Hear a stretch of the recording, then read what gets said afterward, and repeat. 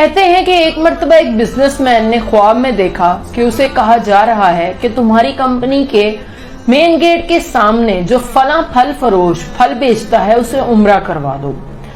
جاگنے پر business man کو وہ خواب اچھی طرح یاد تھا، لیکن اس نے اسے اپنا وہم سمجھا اور خواب کو نظر انداز کر دیا۔ لیکن اگلے 3 روزوں سے مسلسل وہی خواب آنے لگا، تو اس نے ایک امام سے رابطہ کیا اور اسے اپنا سارا خواب بتایا۔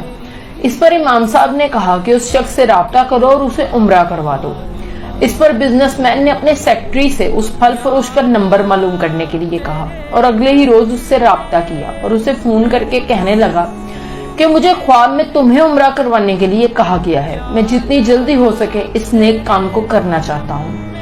اس پر پھل فروش ہنسنے لگا اور کہنے لگا کہ بھائی صاحب، مجھے تو مدت ہوئی، میں نے فرض نماز تک ادا نہیں کی، میں نے کیا عمرہ کرنا ہے؟ اس پر بزنس مین اصرار کرنے لگا تو پھل فروش کافی بحث کے بعد مان گیا اور کہنے لگا ٹھیک ہے، میں عمرہ کرنے کے لیے تیار ہوں، لیکن میرے سارے اخراجات تم اٹھاؤ گے۔ اس پر بزنس مین راضی ہو گیا اور دونوں نے ایک دوسرے سے ملنے کے لیے مقررہ وقت طے کر لیا۔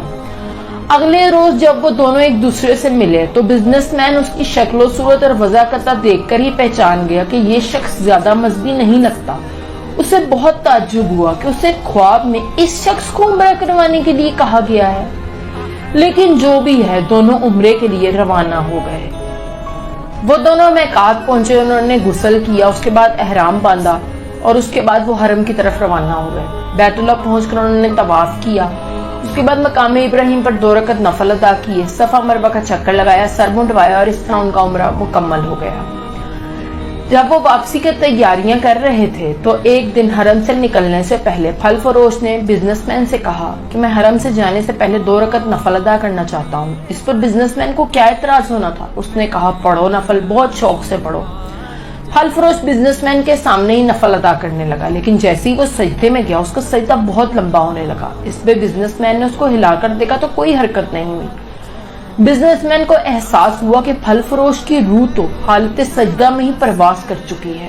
اسے پھل فروش کی موت پر بہت رشک آیا اور وہ کہنے لگا کہ کاش ایسی موت مجھے نصیب ہوتی۔ خیر، پھل فروش کو وہیں غسل دیا گیا اور وہیں اس کی نماز جنازہ ادا کی گئی۔ ہزاروں فرزندان اسلام نے اس کے نماز جنازہ میں شرکت کی۔ پھل فروش کے گھر والوں کو بزنس مین نے اطلاع دے دی تھی اور اس کے گھر کا سارا خرچہ اس نے اپنے ذمہ لے لیا۔ اب جب وہ ملک پہنچا تو وہ اس کی بیوی کے پاس تعزیت کرنے گیا اور اس سے کہنے لگا کہ تمہارے شوہر نے ایسا کون سا نیک کام کیا تھا کہ اس کا اتنا عمدہ انجام ہوا اور اسے سجدے کی حالت میں موت آئی۔ اس پر اس کی بیوی کہنے لگی کہ بھائی صاحب، میرا شوہر کوئی نیک آدمی تو نہیں تھا، لیکن اس کے اندر ایک بہت ہی اچھی عادت تھی۔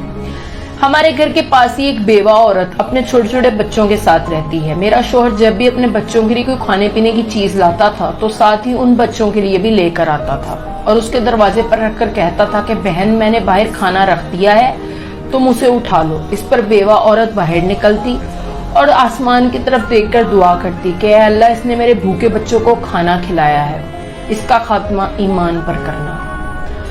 جس قدر ممکن ہو لوگوں کی مدد کیا کریں۔